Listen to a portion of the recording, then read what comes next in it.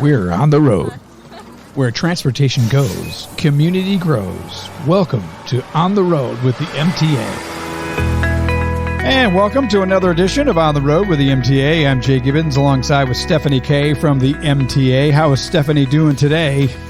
Well, I'm doing very well. Love this wonderful weather. We were, I think, 90 degrees last week. We were freezing cold this week, but it looks like it's getting nice again. So I'm all good with that. I like the nice weather. Welcome to Michigan. Absolutely. And I love to be out and about. And there's one event that I go to every year that I wanted to share with you. It's a wonderful event. It's from the National Giving Alliance. And I've met some wonderful women that are part of this.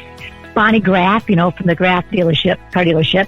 And Lynn Ransom, her husband was an he's a former judge. He's wonderful, Bob Ransom. And Roseanne Hetty, and she and Steve do so much in the community. Sheila Zorn, we're all part of this group that meet once a year. And what they do is they find families and organizations in need, and they give them brand new clothing, and they help out. It's like the best kept secret in the area. And I'm so glad to say that we have Melinda Brauner on the phone with us right now. And Melinda is the one that does all the buying to buy these brand new clothes. And she is like amazing because she can buy things for pennies on the dollar. I call her like a female Santa Claus. She's magic. Melinda, thank you so much for being with us today. Wow, thank you. I'm glad to be here to share this with you about our organization. Yes, no, people may have never heard of it before. And I had just learned about it maybe, 5 years ago. And there's such a history behind it. Can you tell us how this all even began and then bring us up to date? Certainly. The National Giving Alliance was a name that was changed in 2017.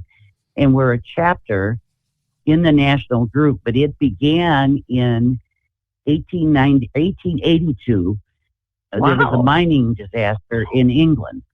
And Lady Wolverton, at the time, gathered a group of women, and they made clothes, one to wash, one to wear, for the children whose parents had died in the mining disaster. Aww. She glimpsed the fact that old garments pauperized, but new garments equalized. So in 1918, the wives of prominent Flint professionals and business leaders formed a local chapter, which was originally called the Lady Wolverton chapter, later to become known as the Flint Junior Needlework Guild. So at one time, we had two chapters. In 2017, the name was changed to National Giving Alliance at the national level, which kept our group known as NGA at the time, so that they could gain national attention, which often brought down things that we could get from them by just paying the shipping. So that's why we're called National Giving Alliance today, Flint chapter. Currently, we have about 44 members that are in our group, and we shop. Well, we have lunch 6 times a year together. We meet. One of those is our annual auction, which we had yesterday. And then we gather in homes sometimes, and sometimes we're out at Old Newsboys, who stores our product for about 5 months out of the year as we're continually buying. I have a partner in crime in the shopping, and her name is Diane Heidenberger. And together, we find the time to buy for the different programs that we buy for. A lot has changed in our buying since COVID. At that point, we no longer went out to the stores and bought, so we kind of changed to a shipping buying type thing because we didn't want to be exposed to COVID. So we do a lot of online ordering, but we also support a lot of local businesses in the Flint area, and they have been great to us. So that's how we work. The programs that we donate to currently, one is Catholic Charities. In there, we do, in their foster care program, we provide a foster care bag for a child that is taken out of the home in the middle of the night. Oftentimes, they only have the clothing on their back. Oh. And a foster care parent doesn't have the time to go out and secure what they need for that child if they're getting them at 1 o'clock in the morning.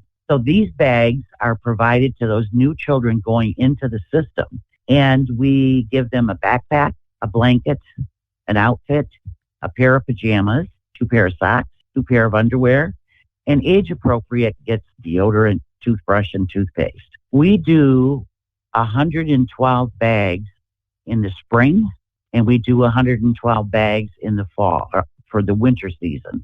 Now, the 112 is split between Ennis Center for Children in their Genesee County facility. And so 112 go to each organization yearly. I can't tell you to hear. We also buy them, I guess I should say, pillows and sheets, because there's a trickle-down effect between people in our community. For instance, we not only give them the bags for spring, summer, fall, winter, we give them brand new pillows, and we do that at Ennis. We also give brand new pillows to Catholic Charities. But another piece of the program is when a child leaves foster care and is reunited with their family, there has to be a bed in the home. Well, that isn't always financially feasible for that family. And of course, their goal is to reunite them with their family. Sure. So DHS has a program. Tim at DHS contracts with the prison system. The prison system builds the beds. Tim then gets them from the prison system. He has money allocated from the state of Michigan to buy the mattresses. And then through Crossover Downtown Outreach Ministries, we provide the sets of sheets. So and then Crossover provides the blanket. So it's how we kind of merge together with different things. But I know Sherry Houston, the development director down at Ennis, has told me, Melinda, when we hand that child a pillow, you thought you gave them $100 bill, because they have never, ever owned a pillow of their own. Isn't that sad? And so it is sad, but it's a reality.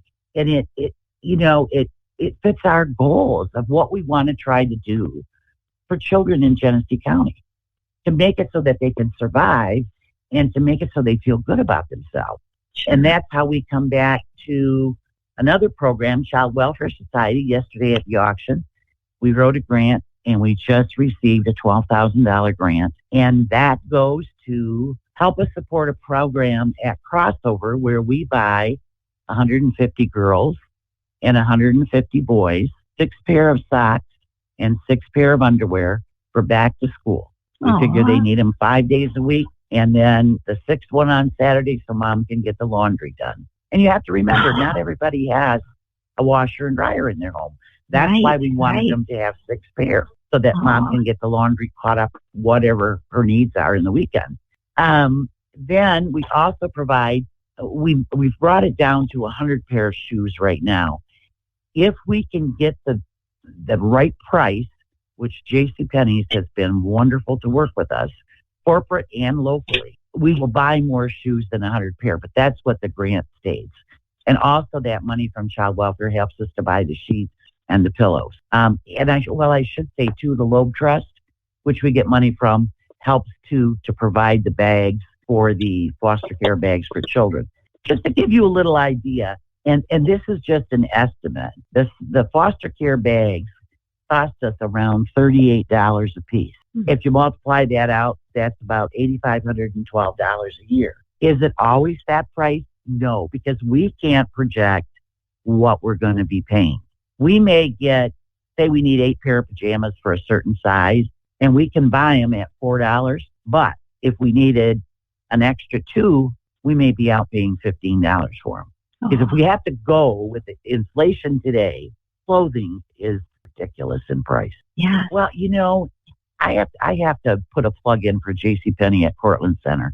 When I walk in there, it's like walking into family. And they go, Melinda, we're so happy you're here today. Did you realize that the pink tags are 70% off today? And I said, I really just came in here to pay for the sheets and the pillows I ordered on the phone, and you guys have them pulled for me. And I went back this year.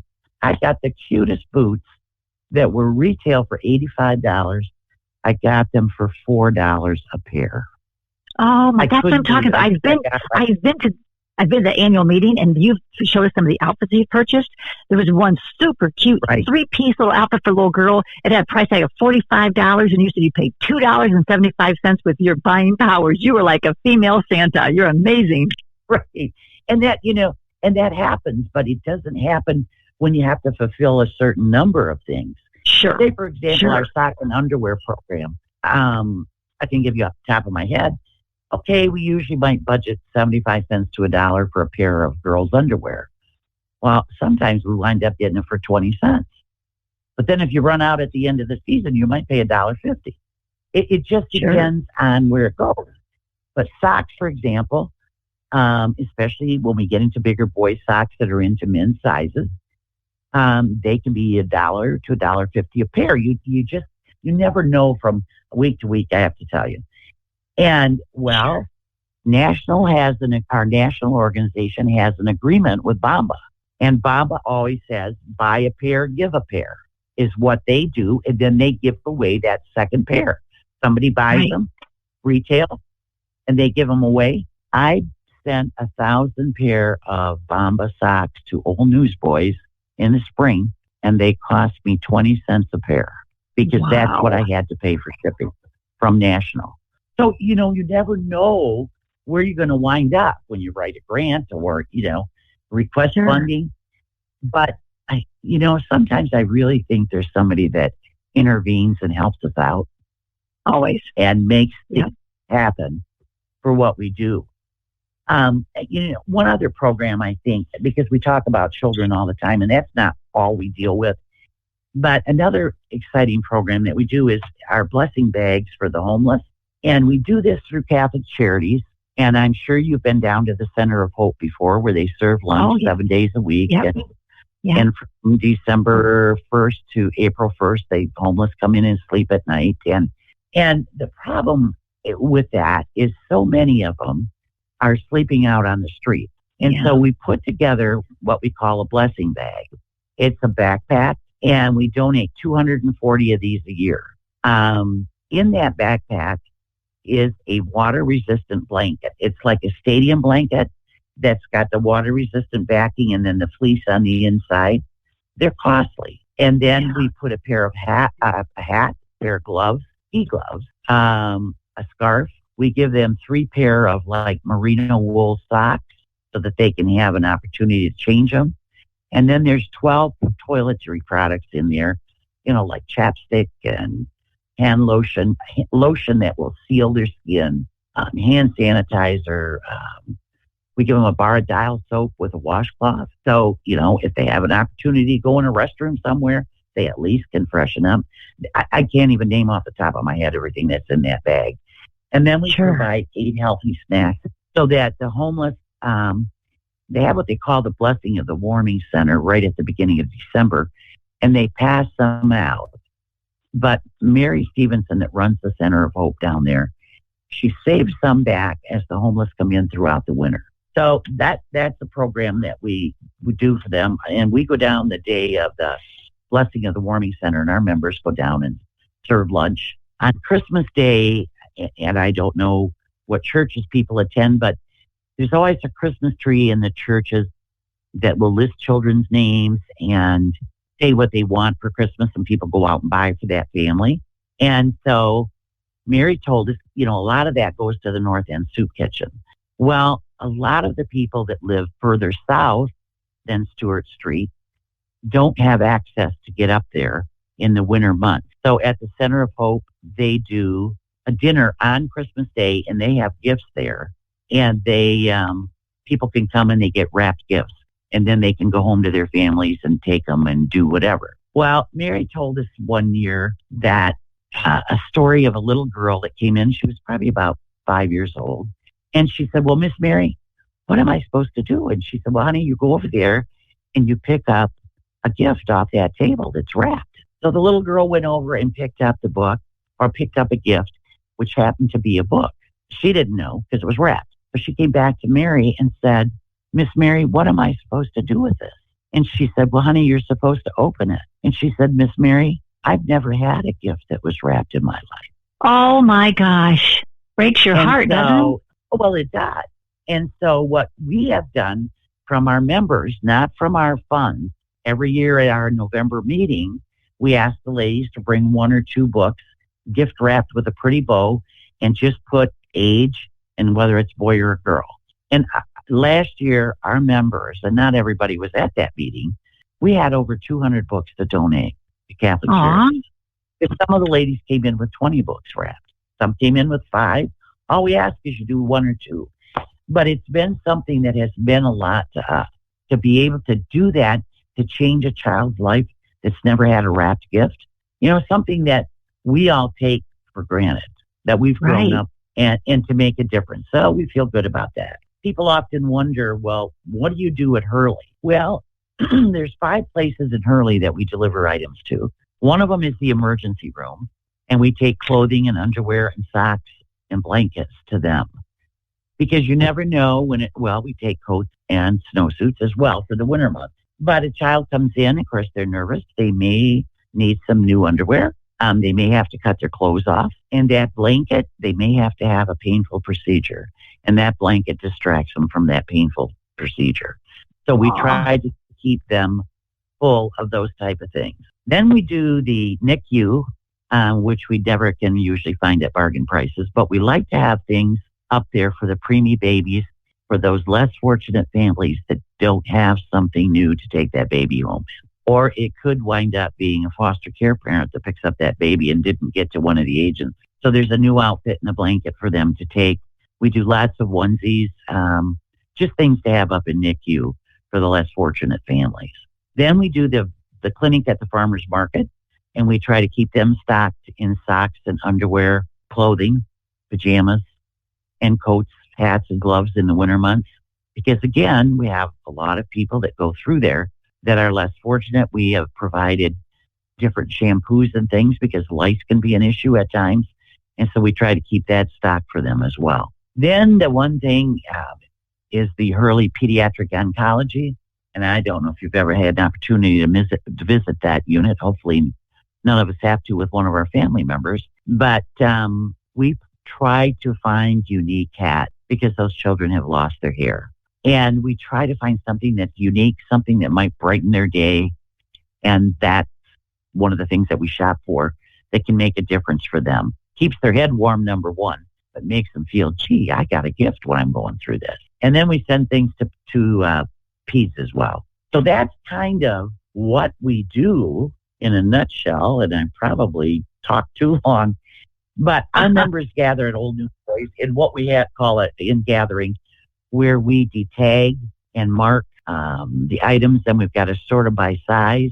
And then we keep long spreadsheets that lets us know what we've delivered to what agency so that we don't take them 1,000 pair of size 8 underwear. So we track what we do so that we're making sure we're hitting all the sizes that they would need.